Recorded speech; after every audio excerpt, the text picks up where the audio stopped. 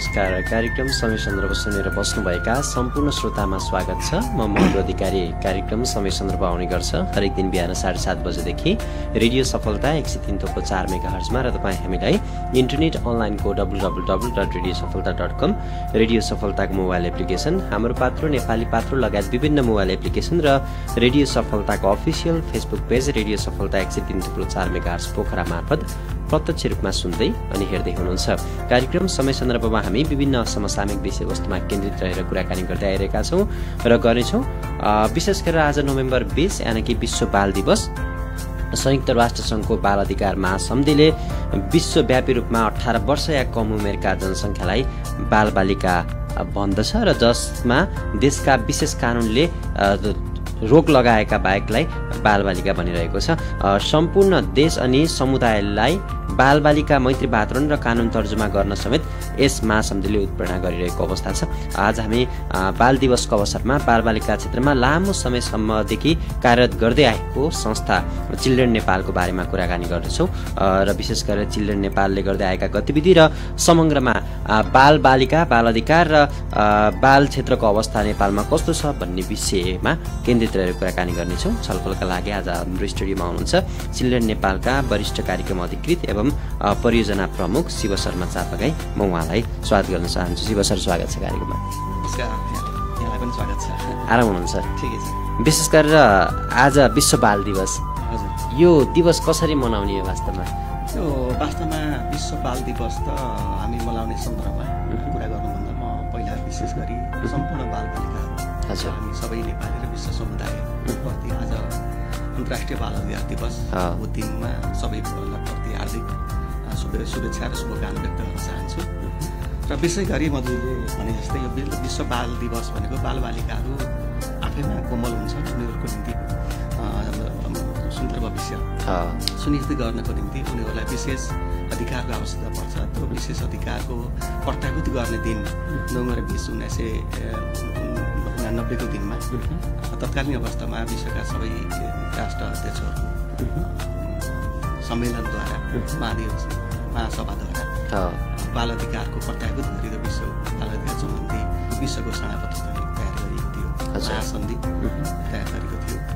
त्यही दिनको स्मरणमा हामीले विश्वभर आजको दिनलाई बालबालिकाको दिवसको रूपमा चाहिँ विशेष गरी बाल अधिकार प्रत्याभूत गर्ने दिनको रूपमा चाहिँ मनाउँछौँ। र यो दिन मनाइरहँदाखेरि आज मात्रै बालबालिकाको कुरा गर्ने होइन, हामीले वास्तवमा 365 दिन सबै दिनहरूमा बालबालिकाका आधारभूत अधिकारलाई सुनिश्चित गर्नको निम्ति विशेष गरी हामी भन्छौँ बालबालिकाको अधिकार सबैको सरकार, चाहे राज्य होस्, चाहे नागरिक, चाहे अभिभावक, चाहे प्रत्येक प्रौढहरू सबैले बालबालिकाहरूको अधिकारप्रति संवेदनशील भएर उनीहरूको अधिकार सुनिश्चित गर्न सकियोस् र त्यस खालको मार्गमा सबैलाई अगाडि बढ्ने प्रेरणा प्रदान गरोस् भन्ने उद्देश्यले यो दिवस विश्वभरि मनाउने गरिन्छ। धन्यवाद। एकदमै जस्तो अब बालबालिकाको क्षेत्रमा विशेष गरेर यहाँहरूको संस्था चिल्ड्रेन नेपालले करिब 3 दशकदेखि नै काम गर्दै आइरहेको छ। यहाँ पनि ती काममा चाहिँ लागि परेर एउटा अनुभव पनि लिइरहनु भएको छ। जति बेला चिल्ड्रेन नेपाल स्थापना भएर अगाडि बढ्यो त्यो बेलाको बाल अधिकारको क्षेत्र र अहिलेको अवस्थामा समुदायले हेर्ने दृष्टिकोण, समुदायले बुझेको चेतना कस्तो पाउनु भएको छ? मलाई चाहिँ अब कस्तो छ भने विशेष गरी तत्कालीन अवस्थामा 2054 सालमा चिल्ड्रेन नेपालले जुन काम गर्ने थालनी गऱ्यौँ, 52 सालमा संस्थाको स्थापना गरेका थियौँ। 2 वर्ष विशेष गरी हामीलाई संस्थागत व्यवस्थापन र त्यसको फिलोसफी तयार गर्ने क्रममा बालबालिकाको स्थितिलाई थप बुझ्ने सन्दर्भमा हामीले समय खर्च गऱ्यौँ। 2054 सालदेखि हामीले जुन बालबालिकाको अधिकार क्षेत्रमा काम गर्दै गऱ्यौँ, त्यति बेला हेर्दाखेरि र अहिलेको अवस्थामा हेर्दाखेरि केही समस्याहरूको तहमा चाहिँ केही तुलनात्मक रूपमा फरक देखिन्छ।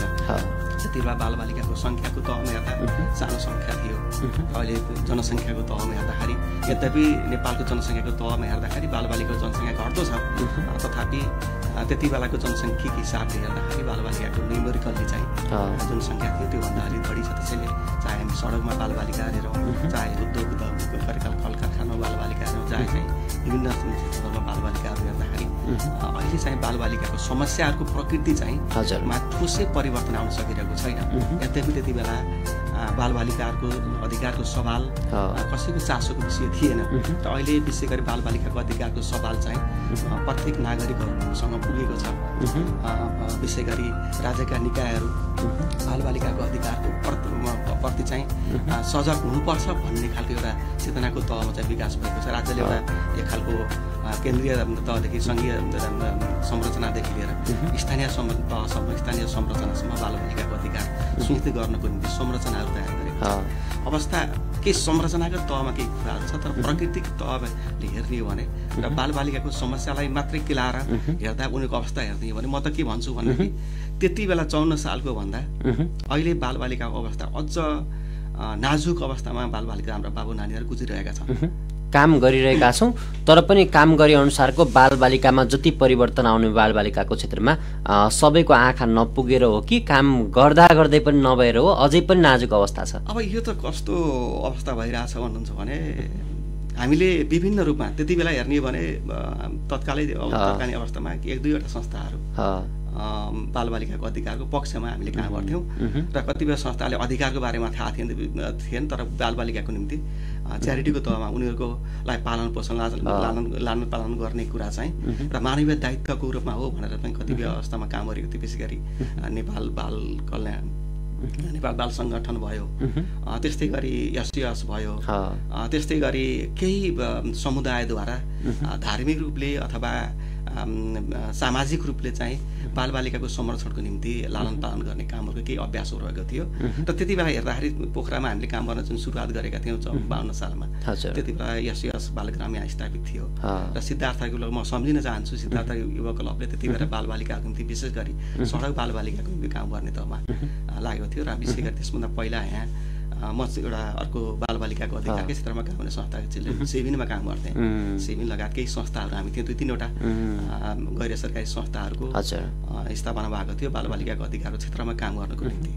र त्यति बेला नागरिक समाज अलि साँगुरो थियो। अहिले नागरिक समाज चाहिँ धेरै बढिरहेको छ।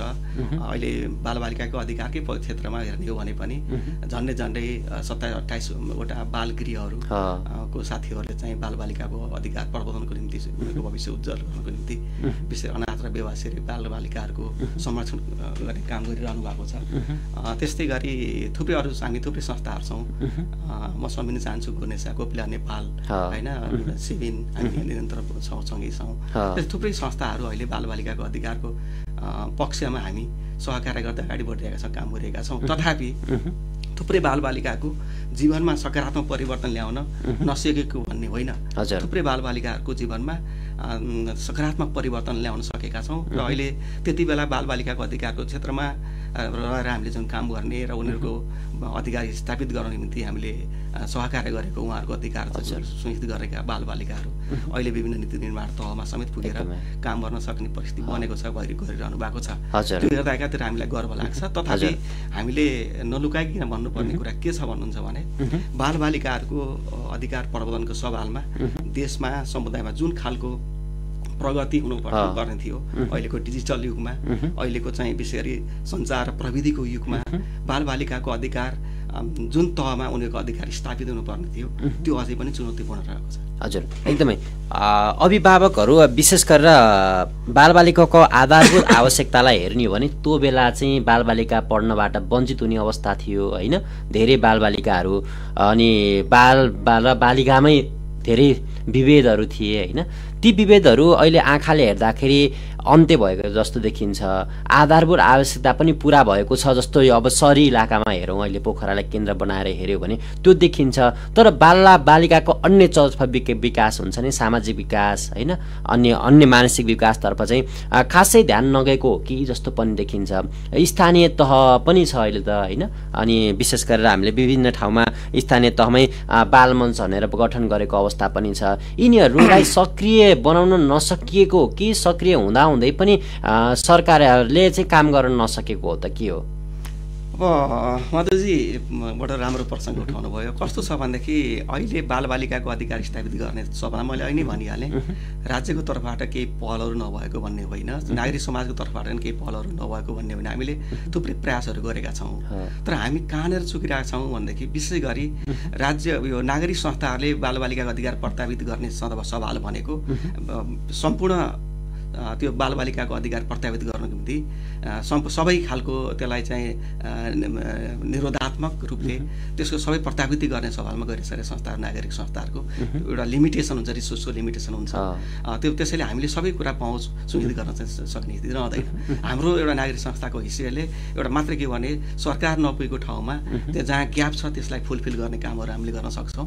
र अर्को चाहिँ सरकारको र विशेष गरी सबै सर्वसाधारण नागरिकहरूलाई बालबालिकाको अधिकारप्रति सजग रहनको निम्ति उहाँको ध्यान आकर्षण गर्ने सवालहरूमा र नमुना अभ्यासहरू चाहिँ प्रदर्शन गर्ने, नमुनाहरूको रूपमा चाहिँ बालबालिकाको निम्ति समर्पणको कुराहरू अभ्यासमा ल्याउने र उनीहरूप्रति जवाबदेहिताको कुरा सिर्जना गर्ने कामहरू हामी नागरिक संस्थाको तर्फबाट थुप्रै प्रयासहरू गरेका छौँ। तथापि म फेरि दोहोऱ्याउन चाहन्छु, यो जुन प्रयास भइरहेको छ त्यो प्रयासले अहिलेको चुनौतीलाई सामना गर्ने तहमा हामी चाहिँ अझै स्रोतको रूपमा हेरौँ, अझै हामी लिमिटेड बन्न गइरहेको छ। हाम्रो पहुँच त्यहाँसम्म अझ पुगिरहेको छैन।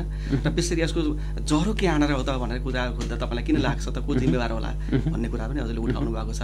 उनीहरूलाई बालबालिकालाई परिचालित गर्न सकिएन कि समूहहरू बनाएका छन् कि भन्ने कुराहरू हुन्छ। त मलाई के लाग्छ भने बालबालिकाहरूलाई परिचालन गर्ने सवाल चाहिँ बाल अधिकार प्रत्याविधिको सही बाटो होइन। बालबालिकाहरूलाई सहभागिता, उनीहरूको भावनात्मक सहभागिता, उनीहरूको निड, बेसिक निड के हो, उनीहरूको शारीरिक आवश्यकता के छ, मनोवैज्ञानिक र संवेदनात्मक आवश्यकताहरू के छ, ती बालबालिकाहरूको शारीरिक, मनोवैज्ञानिक र संवेदनात्मक भावनात्मक आवश्यकताहरूलाई प्रतापित गर्ने काम चाहिँ प्रौढहरूको, राज्यको विशेष गरी ती सबै प्रौढहरूलाई सुसङ्गठित गर्ने र त्यसको लागि आवश्यक रिसोर्सहरू एलोकेट गर्ने काम चाहिँ राज्यको हुन्छ। त्यसलाई लिड गर्ने काम, त्यसलाई फ्रेमिङ गर्ने काम राज्यले गर्नु पर्थ्यो। तर अब अहिले हामीले विशेष गरी राज्यको तर्फबाट केही नीतिगत व्यवस्थाहरू चाहिँ भलै राम्रै तहमा हामीले विशेष गरी अहिलेको 72 सालको संविधानलाई हेर्ने हो भने बालबालिकाको हकको सवालमा धारा 39 मा बालबालिकाको हक लाई स्पष्ट छुट्टै धाराको रूपमा चाहिँ व्यवस्था गरेर बालबालिकाका अधिकारहरूलाई पूर्ण रूपले चाहिँ स्थापित गर्ने प्रयत्न चाहिँ गरिएको छ। र त्यसै अनुसार देशमा केन्द्रीय तहमा राष्ट्रिय बाल अधिकार परिषद, प्रदेश तहमा चाहिँ प्रदेश बाल अधिकार समिति र गाउँपालिका तहमा, पालिका तहमा, स्थानीय तहमा स्थानीय बाल अधिकार समिति गठन गर्ने व्यवस्था समिति गरेको छ। र केही प्रदेश स्तरमा प्रदेश बाल अधिकार अधिकृतको कुरा र स्थानीय तहमा स्थानीय बाल कल्याण अधिकारीको समिति व्यवस्था गरेको छ र त्यस्तो गर्न सकिने व्यवस्था गरेको छ। तर विशेष गरी अझै पनि हाम्रा स्थानीय तहमा बालबालिकाहरूको अधिकार हेर्नको निम्ति पर्याप्त जनशक्ति छैन। अझै पनि सबै स्थानीय तहहरूमा बाल कल्याण अधिकारीलाई स्पष्ट रूपले चाहिँ तोक्न सकिरहेको अवस्थाहरू छैन। सबैमा अझै पनि त्यहाँनिर हामी चुकिरहेका छौँ। यसरी हेर्दाखेरि सामान्य तहमा हेर्दाखेरि के बुझिन्छ भनेदेखि राज्यको तर्फबाट जुन बाल अधिकार कार्यान्वयन गर्नको निम्ति, बाल अधिकार प्रस्तावित गर्नको निम्ति जुन खालको प्रयत्न हुनु पर्थ्यो, जुन खालको रिसोर्स एलोकेट गर्नु पर्थ्यो, जुन खालको समन्वयकारी भूमिका हुनु पर्थ्यो, त्यो अलि चाहिँ छायामा परेको छ। र त्यो कारण नै हो जस्तो लाग्छ वास्तवमा बालबालिकाको अधिकार स्थापित गर्नको निम्ति अहिले ठुलो रूपमा चाहिँ चुनौती चाहिँ झन् दिन प्रतिदिन बढिरहेको छ। हजुर, एकदमै। अहिले तपाईँले अलिकति कुराहरू गर्दै मलाई झट्टै सम्झना आयो। विशेष गरी बालबालिकाहरू अहिले पोखराको बालबालिका सन्दर्भले अलिकति जोड्नु भएको थियो र अहिले सर हेर्दाखेरि हामीलाई लाग्न सक्छ विशेष गरी अहिले त कोही पनि खाना खाना नपाउने यो देशमा खाना नपाउने कोही छैन होला, यो देशमा चाहिँ लाउन नपाउने कोही छैन होला। हामी त्यही कल्पना गर्छौँ किनभने राज्यमा पनि विशेष गरी हामी सुन्ने गर्छौँ, नेताहरूको पनि भाषणमा सुन्ने गर्छौँ, एभ्रिथिङ इज फाइन, सबै ठिक छ, सब ठिक छ होइन, सबै ठिक छ। बाहिर हेर्दा सबै चिप्ला सडकहरू देखिन्छ होइन। अब केही विकासको तहमा केही नयाँ कामहरू भएको हो कि भन्ने जस्तो अवस्था देखिन्छ, जुन जसलाई चाहिँ एउटा भ्रम चाहिँ वास्तवमा यो विकासको नाममा भएको भ्रम हो हामी, त्यो खालको स्थिति छ। तर अस्ति मात्रै यस्तो हाम्रो दिन प्रतिदिन सधैँ भइरहन्छ, हामी भइरहन्छौँ। विशेष गरी अझै पनि हाम्रो पोखराकै क्षेत्रमा जानुभयो भने प्रत्येक सुकुमासी बस्तीहरूमा, प्रत्येक घरमा, इभन मलाई लाग्छ म अहिले पनि डाउट छु, हामी जुन घरमा अहिले बसिरहेका छौँ यही घरकै तलपट्टि एकजना कोही बालबालिकाले पेटभरि खाना पाएको छ कि छैन, मेरो लागि क्वेसन छ। अस्ति मात्र किन भन्नुहुन्छ भने अझै पनि विशेष गरी बालबालिकाहरू चाहिँ पेटभरि खाना नखाइकन अधिकांश झन्डै 14-15% बालबालिकाहरू एक्ज्याक्ट यसमा सर्वे रिसर्च गर्न पाइएको छैन। तर 100 जना बालबालिकाहरू गएर हेर्ने भने मलाई लाग्छ तपाईँ कुनै एउटा स्कुलमा गएर सरकारी विशेष गरी सरकारी स्कुलमा गएर तपाईँले हात उठाएर बच्चाहरूलाई सोध्नुहोस्, अनेस्टली सोध्नुहोस् र बच्चाहरूले भन्न सक्छन् कि मोर देन 15-20 झन्डै 14-15% बालबालिकाहरूले उनीहरू इमान्दार भएर चाहिँ म पेटभरि खाना खाएर आफ्नो विद्यालयमा आएको छु भनेर भन्न सक्ने अवस्था छैन। यसरी हेर्दाखेरि आज बालबालिकाहरू यो भोकमरीको समस्याबाट जुधिरहेका छन्। आज बालबालिकाहरू यो के भनौँ यो लुगा एकदमै हैन लगाउने जुन लुगा कपडा लगाउने अवस्थाबाट वञ्चित छन्। तर हामीले बुझ्छौँ कि सबै ठिकठाक छ, सब ठिकठाक छ, वास्तविकता त्यो होइन। उनीहरूको मानसिक उनीहरूको मनस्थिति बुझ्ने व्यक्तिहरू छैनन्। एकदमै। अब विशेषले गरेर यहाँले भने जस्तै संविधानको मौलिक हकले स्वास्थ्य शिक्षा हैन यी कुराहरू त मौलिक हकमै रहेको छ, हरेक नेपाली नागरिकले यो पाउनुपर्छ भन्ने अवस्थामा यहाँहरू जस्तो सङ्घ संस्थाले बालबालिकाको क्षेत्रमा काम गर्दा पनि आधारभूत शिक्षा स्वास्थ्यमा बढी प्राथमिकता दिनुपर्ने, अन्य क्षेत्रमा त काम गर्न सक्ने अवस्थै नभएको अवस्था छ नि। यसलाई हामीले कसरी पुलको रूपमा काम गर्न सक्छौँ? एउटा स्थानीय तहले हैन सरकारले पनि आफ्नो तर्फबाट लगानी गरेको त देखिन्छ, तर जति लगानी गरे पनि प्रतिफलै देखिरहेको छैन। कहाँनिर हामी चुकिरहेका छौँ? यहाँहरूले पनि त्यस्तरी नै काम गरिरहनु भएको छ। हामी कहाँनिर चुकिरहेछौँ भन्दादेखि हजुर विशेष गरी म अहिले भनौँ म यसभन्दा अगाडि विशेष गरी जिल्लाको बाल कल्याण समितिमा हजुर समेत झन्डै 16-17 वर्ष गएर कास्की जिल्लामै काम गर्ने अवसर मिल्यो। त्यति बेला विशेष गरी अलिकति हामीले बढी जसो बालबालिकाको अधिकारको सवालमा लिएर अलि केही प्रयत्नहरू हामीले थालेका थियौँ। जिल्लामा प्रत्येक बालबालिकाको संरक्षणको सुनिश्चितता गर्नको निम्ति बाल संरक्षण नीति जिल्ला बाल कल्याण समितिले बनाएको थियो, बाल सहभागिता नीति बनाएको थियो र विशेष गरी त्यसलाई एउटा व्यावहारिक रूपमा काम गर्नको निम्ति एउटा फाउन्डेसन जुन तयारी गरेका थियौँ। त्यो एकातिर एक तहमा अब केही बालबालिकाको अधिकारको क्षेत्रमा केही उल्लेखनीय परिवर्तन गर्न सकिन्छ कि बालबालिकाको अधिकार प्रत्याभूत हुन सक्छ कि भन्ने खालको एउटा जुन एउटा संरचना बनिरहेको थियो। विशेष गरी देशमा जुन संरचना परिवर्तन भएर गयो र संघीय देश चाहिँ संघीयतामा प्रवेश गर्यो र राज्यका निकायहरू चाहिँ पुनः संरचित भए र त्यसले जुन आवश्यकता अनुसार जसरी रिफर्मेसन भएको थियो त्यो रिफर्मेसन हुने बेलामा पनि त्यो बेलाको जुन एउटा संरचना थियो त्यो संरचनालाई अर्को नयाँ स्ट्रक्चरमा जुन हामी नयाँ संरचनामा गएका थियौँ त्यो नयाँ संरचनामा जाने बेलामा पनि त्यसलाई चाहिँ त्यही खालले स्ट्रेन्थेनिङ गरिनु पर्थ्यो।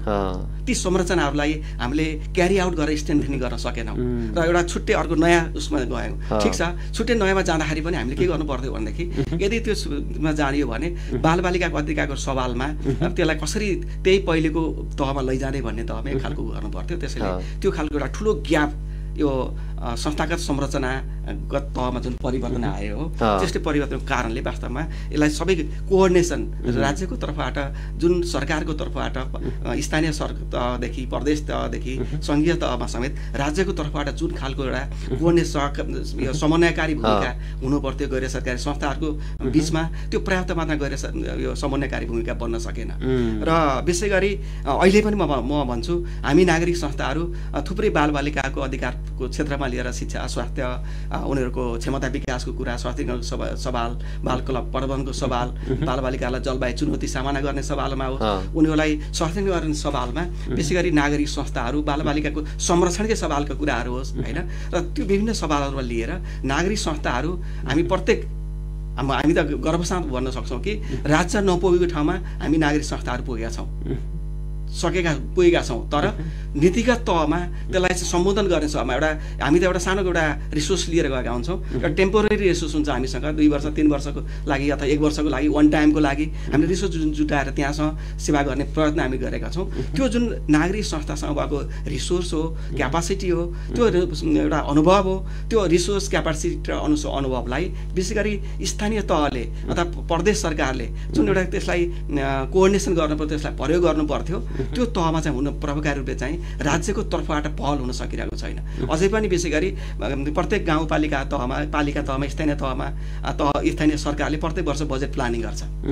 तर त्यो बजेट प्लानिङ प्रोसेसमा बालबालिकाको अधिकारको पक्षमा काम गर्ने न त बाल सरोकार निकायहरूलाई बोलाइएको छ, बालबालिकाका काम गर्ने संस्थाहरू, विशेष गरी थुप्रै हामी साथीहरू छौँ नि त, त्यही क्षेत्रमा स्वतन्त्र रूपले चाहिँ एउटा स्वतस्फूर्त रूपले चाहिँ रिसोर्स जुटाएर बालबालिकाको अधिकार प्रवर्धनको निम्ति काम गर्ने एउटा नागरिक भूमिका हामीले निभाइरहेका छौँ।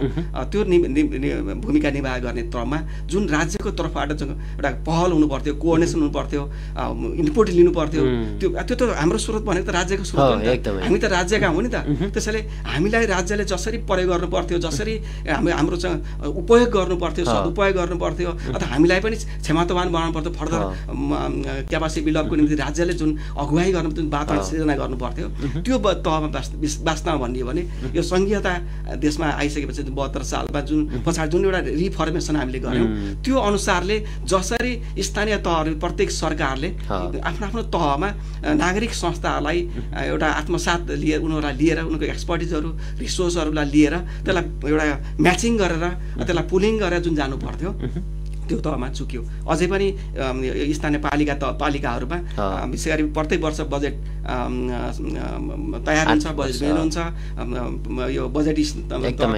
परिषदहरू, गाउँ परिषदहरू हुन्छ, अब त्यस्तै प्रदेश परिषद हुन्छ, त्यहाँ कुनै पनि नागरिक संस्थालाई एज अ स्टेक होल्डरको रूपमा चाहिँ बोलाएको पाइँदैन हो। र हामीले पटक पटक कुरा उठाइरहेका छौँ, यो कसरी तपाईँले किन हामीलाई चाहिँ बोलाउनु भएको छैन भन्दा विशेष गरी अब कोअर्डिनेसनको कुरा त गरिन्छ, तर कोअर्डिनेसनको कुरा एउटा मिटिङमा एउटा कहीँ एक वर्षको एकपटक दुईपटक कोअर्डिनेसन भनेको नाममा चाहिँ एउटा बैठक गरेर एउटा उनीहरूको नागरिकहरूको पार्टिसिपेसन त्यहाँ इन्स्योर भएको हुन्छ। त्यसैले बालबालिकाको अधिकारको पक्षमा काम गर्ने विशेष गरी विज्ञ व्यक्तिहरू हुनुहुन्छ, अनुभवी कार्यकर्ताहरू हुनुहुन्छ, जोसँग रिसोर्स छ, उहाँलाई त्यो जनतासँग भएको रिसोर्सलाई पनि राज्यले चाहिँ क्यापासिटी त्यसलाई कोअर्डिनेसन गरेर त्यसलाई क्यापिटलाइज गरेर जान सक्ने अवस्था बन्न सकेन। एउटा गम्भीर विशेष राज्यको पक्षबाट भएको एउटा गम्भीर चाहिँ भुल भन्छु मैले वास्तवमा, नियतवश रूपले त सायद उहाँले कसैले त्यो नगर्नु होला, तर यसलाई चाहिँ अब विशेष गरी त्यसको महत्त्वको बारेमा जनताको क्षमताप्रति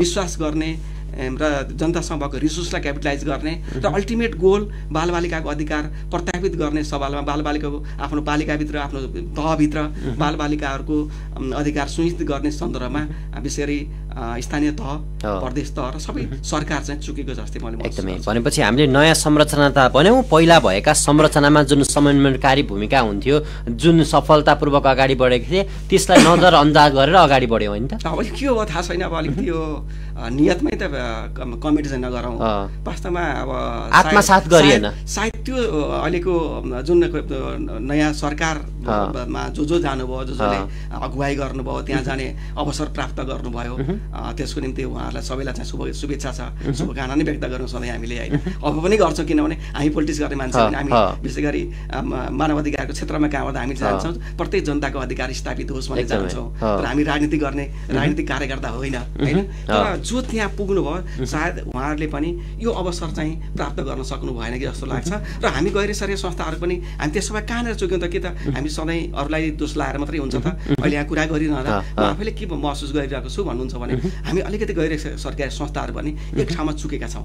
हामीले चुकेको ठाउँ कहाँ हो भनेदेखि अझै हामीले जुन प्रयत्न विशेष गरी मनमा हुँदै तपाईँको चाहिँ यसको महत्त्वको बारेमा, आवश्यकताको बारेमा, त्यो अवसरको बारेमा पर्याप्त मात्रामा चाहिँ बुझ्न नसकेको कारणले, जुन अनभिज्ञताको कारणले त्यो बालबालिकाको अधिकारको पक्षमा त्यसरी काम नगरेको जुन अनुभव अवस्थामा सबै पोलिटिकल पार्टीहरू एउटा राजनीतिक रूपले चाहिँ उहाँहरू सक्षम हुनुहुन्छ होइन। अब उहाँले गरौँ भन्ने जाँगर छ, जोस छ, सबै चिज छ, तर सबै एउटा राजनीतिक कार्यकर्ता, राजनीतिक व्यक्तित्व सबै पक्षको एक्सपर्ट त हुन सक्दैन होइन। त्यो तहमा पनि अलि हामीले हाम्रो तर्फबाट पनि अझै थप प्रयत्नहरू चाहिँ हुन जरुरी छ कि अझै जुन प्रयत्न हामीले गरिरहेका छौँ त्यो प्रयत्न कोअर्डिनेसनको पाटोमा, उनीहरूलाई घचाउने पाटोहरूमा अझै पनि हाम्रो पुग्न सकेन कि। त्यसैले म अलिकति अझ यो दुवै पक्षहरू एउटा विशेष गरी नागरिक समाज संस्थाहरू पनि विशेष गरी प्रत्येक तहका सरकार निकायहरूसँग अझै हाम्रो चाहिँ एक्सेस विशेष बहस पैरवी र एउटा सकारात्मक सोच भएको कसैले आरोपित गरेर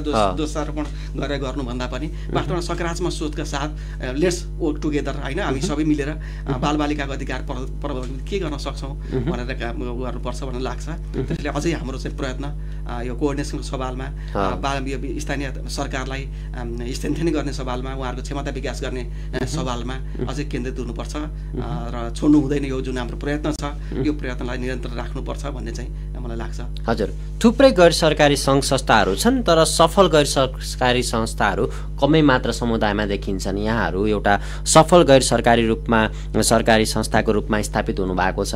विशेष गरेर पछिल्लो समय गैर सरकारी संस्थालाई हेर्ने दृष्टिकोण पनि सरकारले पनि परिवर्तन गरेको अवस्था छ। समुदायमा पनि त्यो अलिकति परिवर्तन भएको हो कि भन्ने देखिन्छ। यहाँहरूले जुन निरन्तर रूपमा एउटा विश्वास लिएर समुदायको विश्वास लिएर यो स्थानमा आउनुभयो, अब त्यहाँबाट प्राप्त उपलब्धिलाई राज्यले कसरी सेटल डाउन गर्न सक्छ त? यहाँहरूको अनुभवलाई राज्यले अपनत्व लिदियो भने त यहाँहरूले बालबालिकाकै अन्य क्षेत्रमा काम गर्न पाउनुहुन्थ्यो, कसरी त्यहाँ मिलाउन सकिन्छ त? के छ यो वास्तवमा मैले अहिले भनिहालेँ सबैभन्दा ठुलो महत्त्वपूर्ण पक्ष कुरा के हो भने समन्वयको कुरा हो। राज्यले एउटा दायित्व लिएर जिम्मेवारी लिएर बालबालिकाको अधिकारको अवस्थालाई राम्रोसँग अनुगमन गर्ने, बालबालिकाका सवालहरू के छन्, कुन पक्षमा हामी विशेषरी प्रगति प्राप्त गर्न सक्यौँ, कुन पक्षमा प्रगति प्राप्त गर्न सकेनौँ, बालबालिकाको अवस्थाको विश्लेषण गरेर राज्यले त्यसको एउटा कोअर्डिनेसन गर्नुपर्छ। गैर सरकारी संस्थाले सबै कोअर्डिनेसनको भूमिका चाहिँ हामी निर्वाह गर्छौँ भन्ने भनेको हामी एकजनाले हत्केलाले चाहिँ म सूर्य ढाक्छु छेकिदिन्छु भने जस्तो कुरा हो, त्यो सम्भव नहुने कुरा हो। त्यसैले राज्यको तर्फबाट पहल हुनु, जब राज्य चाहिँ जनतालाई सुन्नको लागि जनतालाई लिसन गर्नको लागि राज्य तयार हुन्छ नि त्यति बेला सबै कुरा सम्भव छ। म के भन्छु भने राज्य अथवा सरकार जुन तहमा हामी पुगेका छौँ, जुन नेतृत्वमा जुन ठाउँमा पुगेका छौँ, जुन तहमा पुगेर जनताप्रति उत्तरदायी बन्नुपर्ने थियो, नागरिक संस्थाहरूप्रति उत्तरदायी बन्नुपर्थ्यो, सिभिल सोसाइटीहरू समिति समूहहरूप्रति चाहिँ उत्तरदायी बन्नुपर्थ्यो। त्यो अझै भन्ने भने वास्तवमा त्यहाँनिर चाहिँ त्यो लिडरसिप नै चुकेको हो कि रेस्पोन्सिबल लिडरसिप हामीले प्राप्त गर्न सकेनौँ हो। त्यसैले मलाई के लाग्छ भने म अहिले चाहिँ कुन हजुरले भन्नुभयो गैर सरकारी संस्थाहरू कोही स्थापित कोही स्थापित हुन नसकेको कुराहरू गर्न, वास्तव हामी त के भन्छौँ भने गैर सरकारी संस्था भनेर अभियान हो। यो अभियान स्थापित हुने र नहुने भन्ने सवाल होइन है। कुनै एउटा रिसोर्सको सवालमा साथीहरू एउटा भावनात्मक रूपले चाहिँ बालबालिकाको अधिकारको पक्षी अधिकार मात्रै होइन, जुन सवालहरूमा नागरिकहरू सङ्गठित भएर एउटा सङ्गठित रूपमा चाहिँ अभियानमा चाहिँ अगाडि सर्ने कुरा चाहिँ स्वाभाविक कुरा छ। त्यसैले मैले अहिले तपाईँले जुन कुरा राख्नुभयो नि म अलिकति त्यसलाई म मान्न तयार छु। किन भन्नु भने अभियान चाहिँ कोही संस्था स्थापित संस्था र कोही संस्था स्थापित हुन नसक्यो भन्ने संस्था होइन, जसलाई वातावरण मिल्यो, जसले एउटा त्यो खालको प्राप्त अवसरहरू गर्न सक्नुभयो, समय दिन सक्नुभयो। त्यसै गरी धेरै लिमिटेसनहरू हुन्छ, रिसोर्सको लिमिटेसन हुन्छ, टाइमको लिमिटेसन हुन्छ होइन, र स्किलको लिमिटेसनहरू होला। यी सबै त्यो खालको वातावरण नपुगेको हुनसक्छ। मलाई लाग्छ हामी प्रत्येक नागरिकहरू बालबालिकाको अधिकारको क्षेत्रमा अथवा सामाजिक अभियानको क्षेत्रमा लाग्नको निम्ति अब निरन्तर यो अभियान हो होला। कोहीले केही समयसम्म अगाडि बढेको स्थिति त्यसपछि फेरि जान नसक्यो, निरन्तरता दिन नसकेको स्थिति, उहाँको मन चाहिँ स्थगित भएको होइन, परिस्थितिले काम गर्न नसकिने अथवा त्यही क्षेत्रमा निरन्तर लागिरहने परिस्थिति नमिलेको होला। त्यसैले मलाई यो सबै वातावरण सिद्धान्त राज्यको तर्फबाट म अलिकति के नै भन्न चाहन्छु भने राज्यले सिभिल सोसाइटीहरू नागरिकहरूलाई सहयोग गर्ने वातावरण सिर्जना गर्नु पर्यो। कतिपय देशहरू बाहिर देशमा जाने हो भने विश्वमै एसियाकै कुराहरू इन्डियाकै कुराहरू गर्ने हो भने पनि, बङ्गलादेशकै कुराहरू गर्ने हो भने पनि, अब त्यस्तै गरी पाकिस्तानकै कुराहरू गर्ने भने, अरू पश्चिमा देशहरूकै कुराहरू गर्ने पनि विश्वका मुलुकहरूमा विशेष गरी प्रत्येक नागरिकहरूले सामाजिक अभियान गर्नको निम्ति समुदायको हितको निम्ति चालिने प्रत्येक प्रयासहरूमा राज्यको तर्फबाट सपोर्ट हुन्छ। यो सपोर्ट भन्नुको अर्थ यो कोअर्डिनेसनको तहमा संयोजनको तहमा मात्रै कुराहरू मात्र होइन, फन्डिङ गरिन्छ के, तर हाम्रो देशमा त्यो अभ्यास ल्याउन सकेको छैन। त्यसैले राज्यले एउटा बास्केट सिस्टम बनाउन सक्छ नि त, बालबालिकाको क्षेत्र अथवा सामाजिक क्षेत्रमा कामहरू, बालबालिकाको अधिकारको क्षेत्रमा काम गर्नको निम्ति उसले एउटा बास्केट फन्ड तयार गर्न सक्छ। जुन बालबालिकाको अधिकारको क्षेत्रमा काम गर्नको निम्ति विज्ञ व्यक्तिहरू रहेको अथवा अनुभवी कार्यकर्ताहरू भएको अनुभवी संस्थाहरू हुन्छ, उहाँहरूले चाहिँ एप्लाई गर्न सक्नुहुन्छ नि। रिसोर्स अनि त्यसपछि त यो सामाजिक अभियान पनि कन्टिन्यू हुन्छ नि त त्यसले सामाजिक अभियानलाई पनि निरन्तरता दिने भूमिका राज्यको हुन्छ के त्यो राज्यले सामाजिक आफ्नो देशको नागरिकहरूको अभियान चाहे त्यो बाल अधिकारको अभियान होस् चाहे मानव अधिकारको अभियान होस् चाहे विकासको र वातावरण संरक्षणको जलवायु परिवर्तनको सवालको अभियान होस् चाहे महिला अधिकारको अभियान होस् चाहे अपाङ्गताको अभियानको कुराहरू होस् होइन त्यो अभियानलाई जनताको अभियानलाई संरक्षण गर्ने त्यसलाई प्रवर्धन गर्ने र त्यो अभियानलाई जति बलियो बनाउन सक्यो नि त्यति राज्यको त्यो क्षेत्रको अभियान बलियो हुन्छ त्यो क्षेत्रमा चाहिँ विकासको सुनिश्चितता समृद्धिको सुनिश्चितता र त्यहाँको अधिकारको प्रत्याभूति त्यति बढी राम्रो हुन्छ त्यसैले त्यसलाई सपोर्ट गर्ने मेकानिजम राज्यको तर्फबाट हाम्रो देशमा हुनु पर्थ्यो र अहिलेसम्म भएको छैन हजुर भनेपछि त गैर संस्थाहरू कसरी हरेक वर्ष स्रोत जुटाउने र आफ्नो अभियानलाई अगाडि बढाउने भन्ने चुनौतीमै रुमल लिनुपर्ने अवस्था रहेछ एकदमै कस्तो छ भन्नुहुन्छ भने गैर सरकारी संस्थाहरूले त अहिले हामीले स्रोत गरेको हाम्रो नातेदारहरूदेखि लिएर हाम्रो साथी छिमेकीहरूदेखि लिएर चिनेका सङ्घ संस्थाहरूदेखि लिएर र विशेष गरी इन्टरनेसनली काम गर्ने जुन जात्री निकायहरू हुन्छन् उहाँहरूसँग बजेट हाम्रो चाहिँ प्रपोजल लेखेर आफ्नो प्रोग्राम सेयर गरेर त्यो कार्यक्रमलाई थुप्रै कम्पिटिसन हुन्छ त्यहाँ पनि विश्वभरि सेवा चाहिएको छ नि त होइन सेवा त के हाम्रो देशमा मात्रै चाहिएको त होइन नि विश्वभरि चाहिएको छ त्यो विश्वभरि सेवा गर्ने आवश्यकतामा रहेका उहाँहरूको निम्ति विशेष गरी त्यहाँ पनि मूल्याङ्कन हुन्छ परियोजनाको मूल्याङ्कन हुन्छ त्यसले कति प्रभावकारी छ कति दिगो परियोजनाहरू छन् होइन त्यसले के प्रभाव पर्छ जनतालाई कति प्रभाव हुन्छ त्यहाँ पनि त हेरिन्छ नि त्यस्तो सकेर जुन खालले चाहिँ एउटा विश्वमा एउटा प्रतिस्पर्धाहरू गरेर अब विशेष गरी सहयोगी मनहरूलाई गुहारेर जुन एउटा सामाजिक अभियान सञ्चालन गरिएको हुन्छ यो सामाजिक अभियान विस्तारमा हजुरले भने जस्तै प्रत्येक वर्ष जस्तो 2 वर्ष 3 वर्ष होइन एउटा निश्चित पिरियड हुन्छ त्यसपछि फेरि हामीले के गर्नुपर्छ स्रोत जुटाउनको निम्ति अर्को प्रयत्न गर्नुपर्ने हुन्छ होइन त्यसैले अब जबसम्म राज्यको तर्फबाट यो देशको बालबालिकाको अधिकार स्थापित गर्ने सवालमा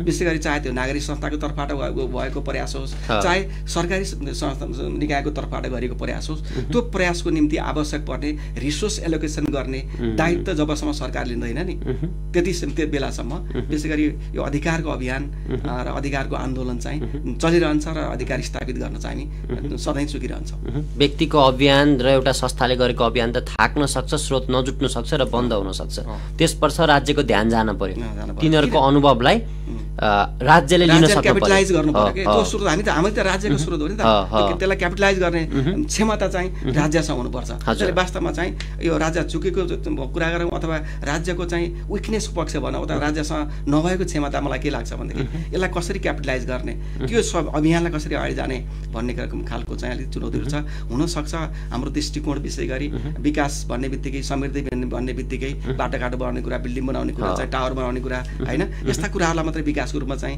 हेरेको त अब डिजिटल उसमा एउटा मोबाइल प्रत्येक मान्छेको हातमा चाहिँ मोबाइल हुने कुरा आइरहेछ त्यसलाई मात्रै हामीले विकास भन्छौँ होला वास्तवमा त्यो विकास होइन त्यो त आवश्यकताले सिर्जना गरेका कुराहरू होइन यसलाई विकास होइन जबसम्म मानवीय चेतनाको विकास हुँदैन नि मानव संसाधनको विकास गर्न सक्दैन हामीले वास्तवमा त्यति बेलासम्म विकास चाहिँ असम्भव छ र हामीले चाहिँ एउटा कोरा विकासको नाममा चाहिँ हामी चित्त बुझाएर बस्नुपर्ने हुन्छ त्यसले यो अलिकति राज्यको तर्फबाट रेस्पोन्सिबल गभर्मेन्ट जनउत्तरदायी सरकार जनउत्तरदायी नेतृत्व उत्तरदायी विशेष गरी व्यक्तित्वहरूको खाँचो अझै चाहिँ हामीलाई चाहिँ परेको छ र त्यो नै हाम्रो देशको सङ्कट जस्तो लाग्छ मलाई एकदमै अब थोरै चिल्ड्रेन नेपालको कुराकानी गऱ्यौँ र यसका सफल परियोजना कसरी अगाडि बढे होइन राज्यले त्यहाँबाट के सिक्न सक्छ त्यसलाई कसरी निरन्तरता दिन सक्छ त्यसको बारेमा कुराकानी गरौँ नि त परियोजना त 3-4 वर्षको हुन्छ फेरि अर्को परियोजनामा हाताल हुन्छ कतिपय परियोजना आफूले चाहँदै पनि निरन्तरता पाउँदैनन्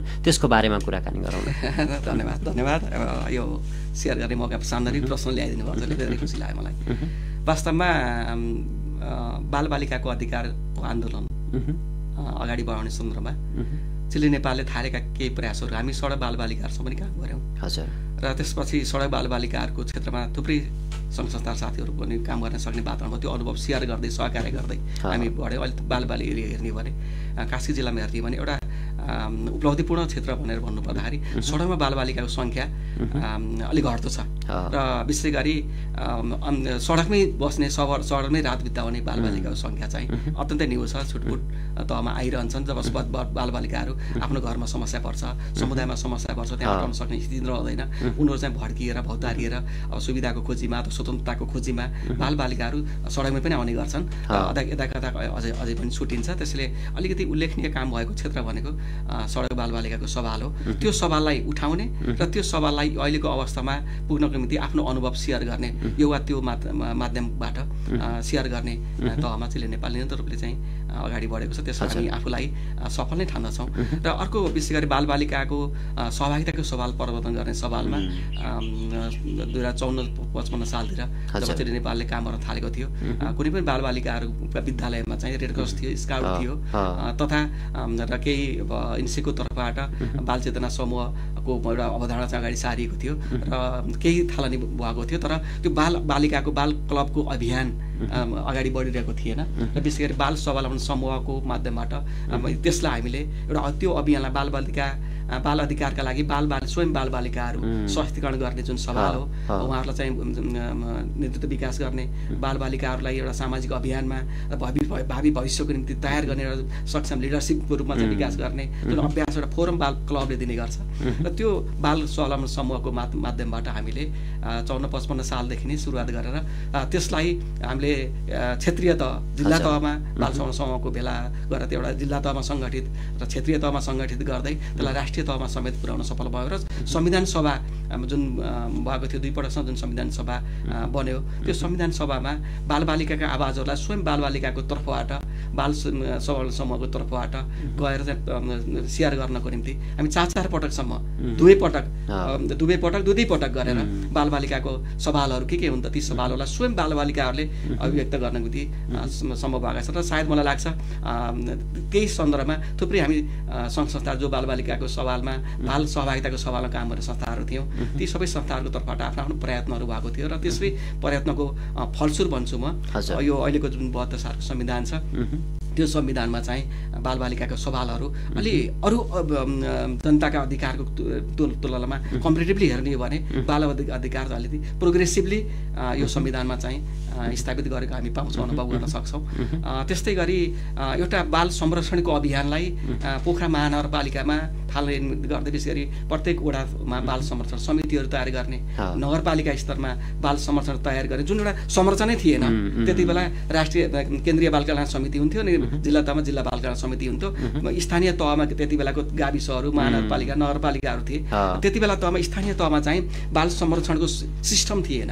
र त्यसले हामीले त्यति बेला के सुरुवात गर्यो भनेदेखि विशेष गरी एउटा उपभोक्ता समितिको तहमा बाल संरक्षणको कामहरू अगाडि बढ्न सक्छन् भनेर पोखरा युनिसेफको समेत सहकार्यमा सहायतामा हामीले चाहिँ बाल संरक्षण स्थानीय तहमा वडा स्तरीय बाल संरक्षण समितिहरू बनाउने, नगर स्तरमा नगर स्तरीय बाल संरक्षण समिति बनाउने अभ्यास गरेका थियौँ।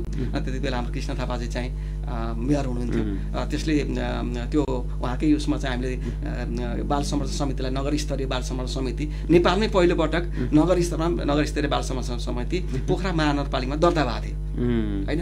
यस्तो गुड प्र्याक्टिसहरू गरेका थियो र त्यो अनुभवलाई हाम्रो विशेष गरी दात्री संस्थाको तर्फबाट अथवा विभिन्न हाम्रो फोरम जुन नेटवर्किङ फोरम हो, प्रदेश तह जिल्ला तह र केन्द्रीय तहमा हुने जुन फोरमहरू हो, त्यो फोरमहरूको माध्यमबाट हामीले त्यो कुरालाई चाहिँ एउटा नेसनलाइज गर्न चाहिँ सफल भयौँ। त्यसले गर्दा नै हो जस्तो लाग्छ मलाई वास्तवमा थुप्रै अभियन्ताहरू संविधान सभाका त्यति बेला सभासदहरू हाम्रो जिल्ला नेपालकै अफिसमा नै बोलाएको छौँ हामीले।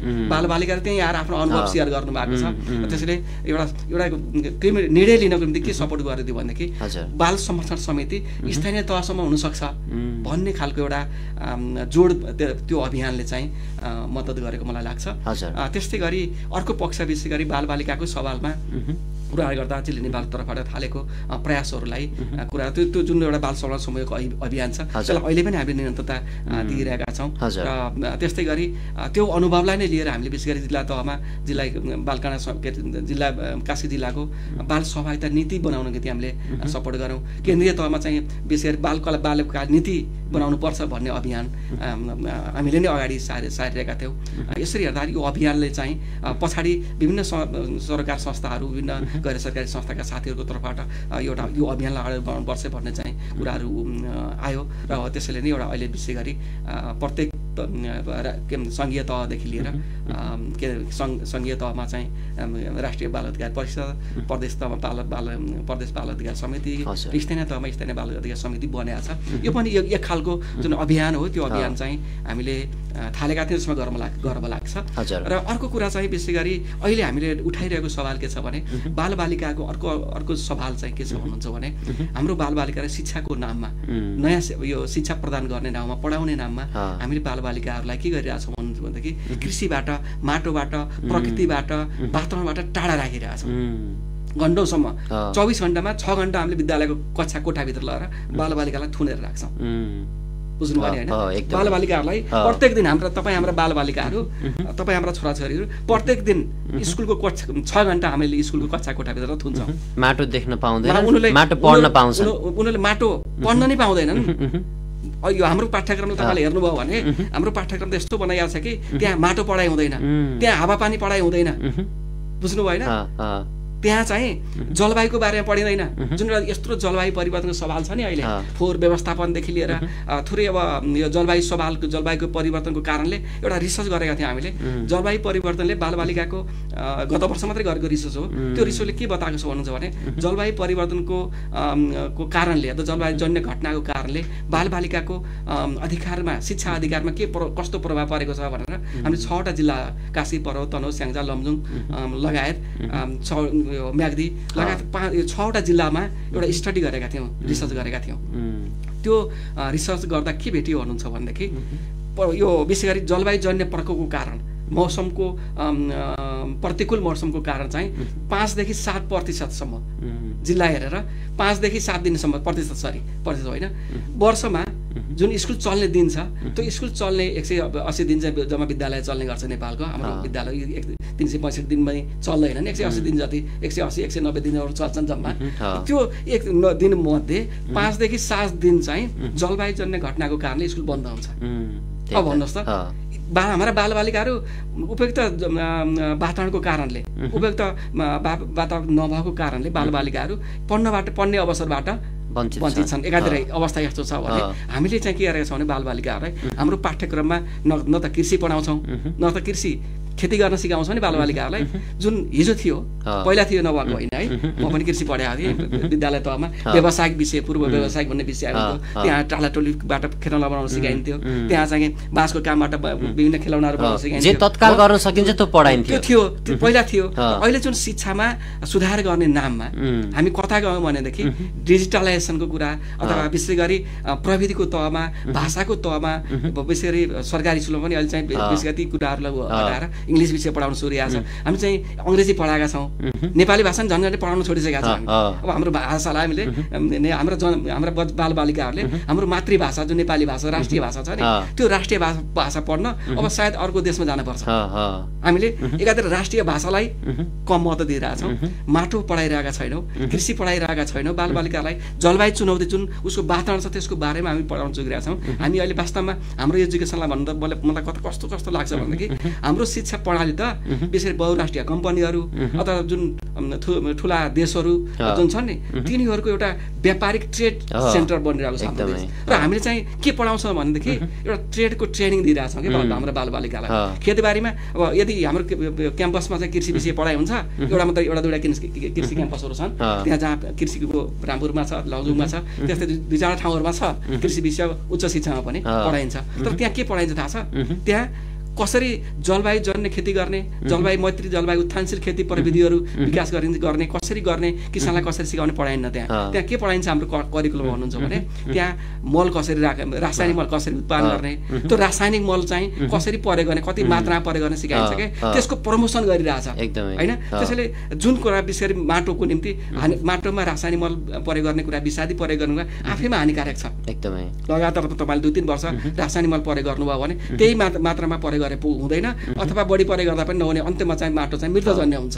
त्यसले अहिले पनि हाम्रा कतिपय जहाँ रासायनिक मल किसानहरूले परिरहेको छ त्यहाँको माटो बन्जर गइरहेको छ, अलिक उत्पादन घटिरहेको छ। त्यसैले यो हाम्रो जुन शिक्षा दिएको छ यो शिक्षाले हाम्रा बालबालिकाहरूलाई कृषि पेसाबाट चाहिँ विमुख पारेका छौँ।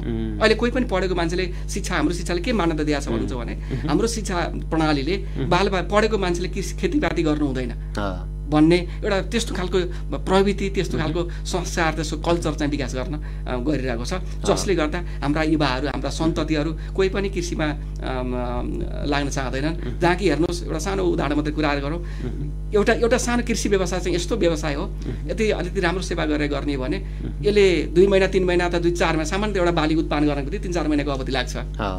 3-4 महिनाको अवधिमा तपाईँले गरेको लगानीको झन्डै 100%, 100%, एटलिस्ट 50% तपाईँले आम्दानी लिन सक्नुहुन्छ, बढी मुनाफा लिन सक्नुहुन्छ के।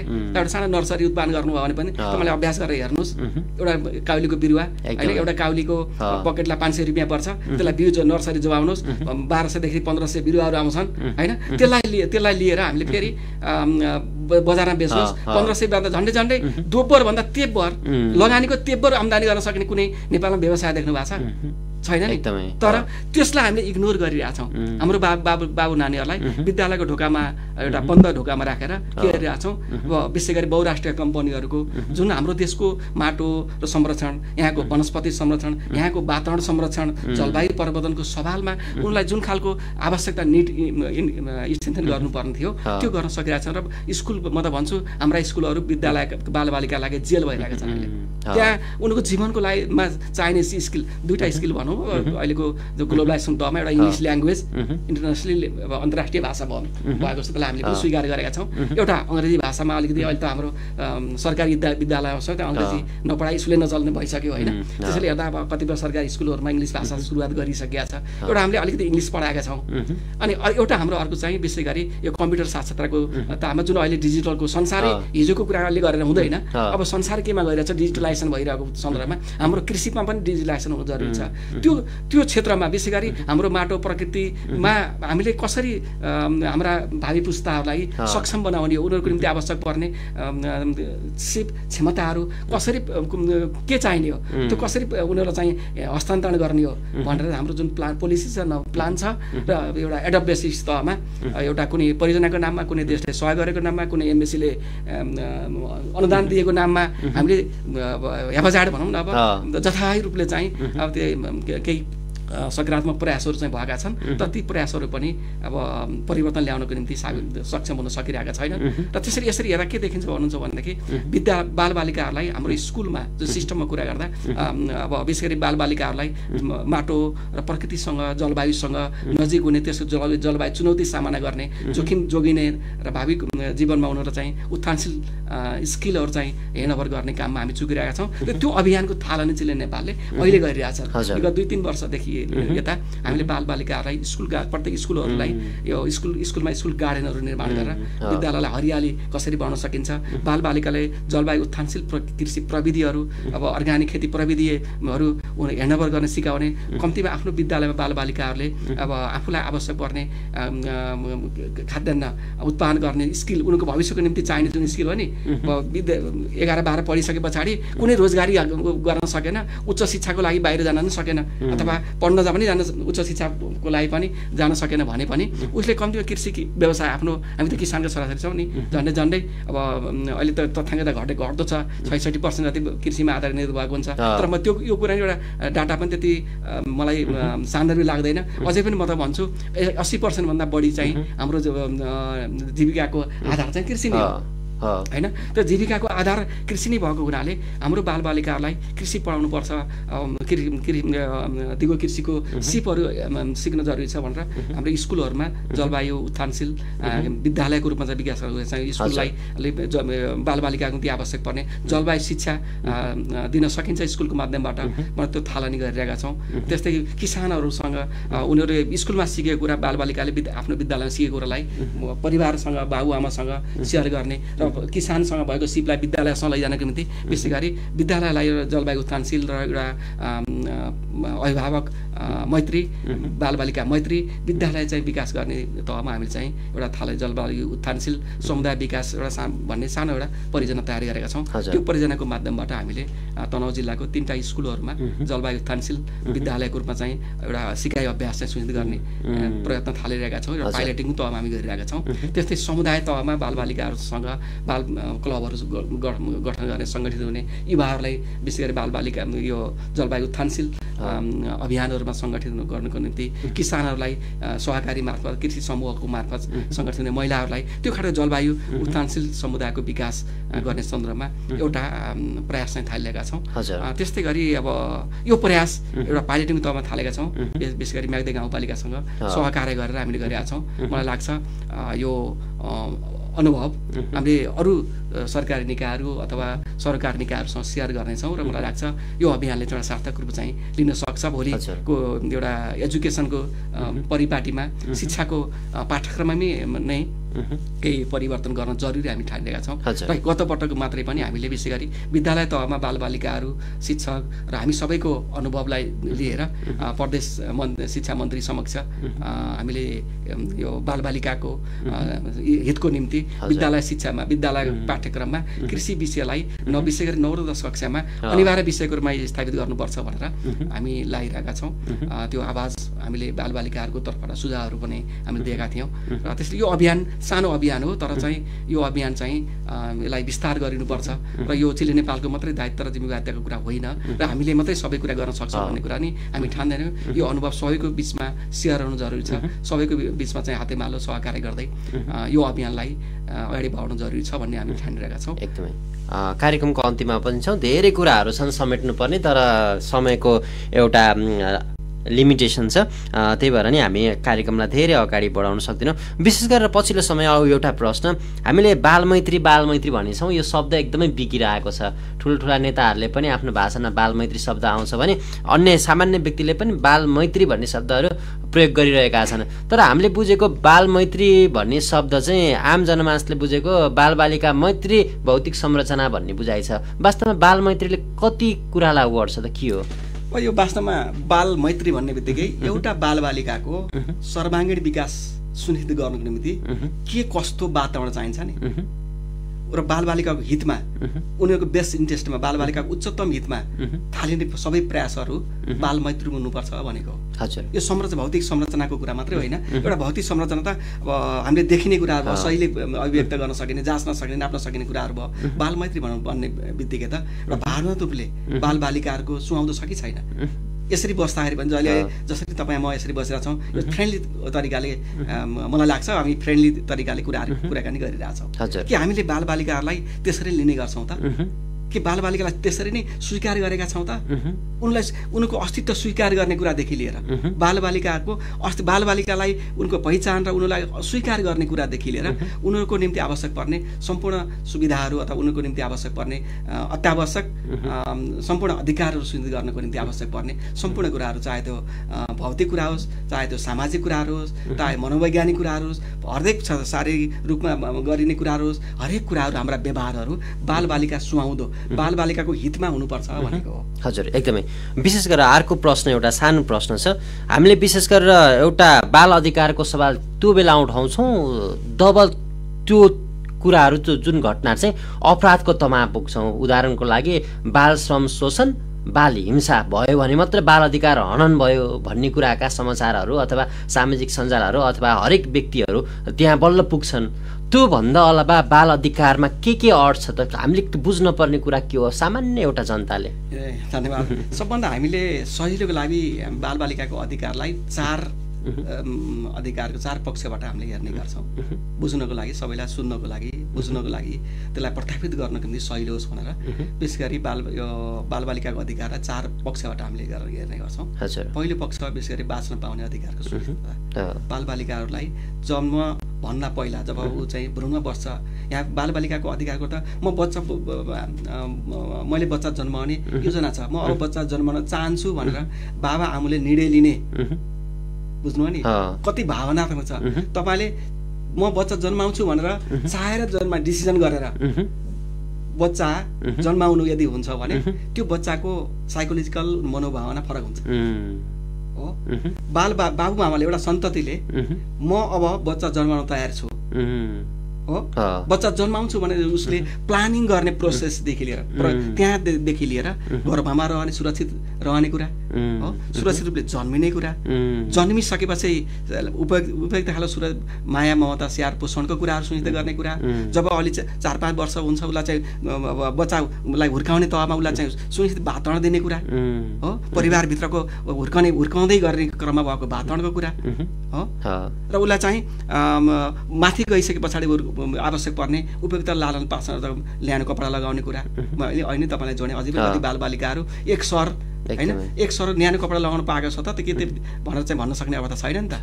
अहिले पनि यो जाडोमा हाम्रो बाबु नानीहरू चाहिँ एउटा पिलपिले एउटा सर्ट लगाएर हैन एउटा पिलपिले स्कर्ट लगाएर प्यान्ट लगाएर हाम्रो बाबु नानीहरू चाहिँ विद्यालयको कोठामा जान बाध्य छन्, जहाँ एसी पनि छैन केही पनि छैन हैन, र उनीहरूको जीवन कसरी चलिरहेको छ त्यो बच्चा भएर तपाईँ हामी बुझौँ त एकपटक हो। त्यसैले यो कुरा उनीहरूलाई बाँच्नको निम्ति आधारभूत चाहिने विशेष खोप स्वच्छ सन्तुलित खानाको कुरा हैन, पोषणको कुरा र खेल उनीहरूलाई चाहिँ शारीरिक रूपले चाहिँ तन्दुरुस्त हुनको निम्ति लाग्ने कुराहरू जुन छ त्यसलाई हामीले के विशेष गरी यो बाँच्न पाउने अधिकारको तहमा हामीले चाहिँ लिने गर्छौँ। खोप लिएर चाहिँ स्वास्थ्य उपचारको कुरादेखि लिएर प्राथमिक उपचारको स्वास्थ्य उपचारको कुरा, यो सबै जुन कुरा भयो भने बालबालिका चाहिँ बाँच्न सक्दैन। उनलाई बाँच्नको निम्ति यथेष्ट मात्रामा पुर्याउनु पर्ने कुराको सुनिश्चितता चाहिँ बाँच्न पाउने अधिकारभित्र पर्छ। र अर्को विशेष गरी जब बालबालिका बाँच्न पाउने अधिकारको सुनिश्चितता पछाडि दोस्रो अधिकारको रूपमा आउँछ सँगै जोडेर आउँछ संरक्षणको कुराहरू हुन्छ, संरक्षण सम्बन्धी अधिकारहरू विशेष गरी अहिले अहिले कुरा अनुभव विशेष गरी बालबालिकाहरूलाई भावनात्मक रूपले संरक्षणको कुरा, उनीहरूको अधिकारकै संरक्षणको कुरा हो, लेगल प्रोटेक्सनको कुरा, कानुनी संरक्षण छ नि, कानुनी रूपले चाहिँ हुनुपर्ने संरक्षणको कुराहरू जन्म दर्तादेखि लिएर हो, बालबालिकाको जन्म दर्तादेखि लिएर कानुनी संरक्षणको कुरो, भावनात्मक संरक्षण, उसको संवेगात्मक संरक्षणको कुरादेखि लिएर बालबालिकालाई विभिन्न खालको हिंसा कुटपिट दुर्व्यवहार शोषण अपहरण ओसार पसार र उनीहरूलाई चाहिँ दुरुपयोग होइन युद्ध महामारी प्रदर्शन यो हरेक तहमा हुने बालबालिकाको सुरक्षाको प्रत्याभूति गर्ने कुरा चाहिँ हामीले बालबालिकाको संरक्षणको अधिकार भन्छौँ। र अर्को विशेष गरी विकासको अधिकार छ, त्यो हामीले बाहिर देख्दा सजिलै महसुस गर्न सक्ने अधिकारको कुरा हो। सबै खोल्दाखेरि बालबालिकाहरू खेल्न रुचाउँछन्, खेलबाट उनीहरूले सामाजिक स्किलहरू सामाजिक सिपहरू सिक्छन् होइन। त्यसैले खेल मनोरञ्जन आराम फुर्सदको कुराहरू बालबालिका पर्याप्त मात्रामा पाउनुपर्छ। र त्यस्तै गरी बालबालिकाको निम्ति असल शिक्षाको आवश्यक हुन्छ। त्यो असल शिक्षा भन्ने कुरा चाहिँ विद्यालयको कुरा मात्रै होइन, उसको घर परिवारबाट समुदायबाट पनि होइन। शिक्षा विद्यालय त एउटा संस्थागत संरचना मात्रै हो नि त होइन। त्यसैले शिक्षाको कुरा गर्दा उसको घर परिवारदेखि लिएर समुदायदेखि लिएर विद्यालयसम्मको युनिभर्सिटी कलेजसम्मको कुराहरू आउँछ।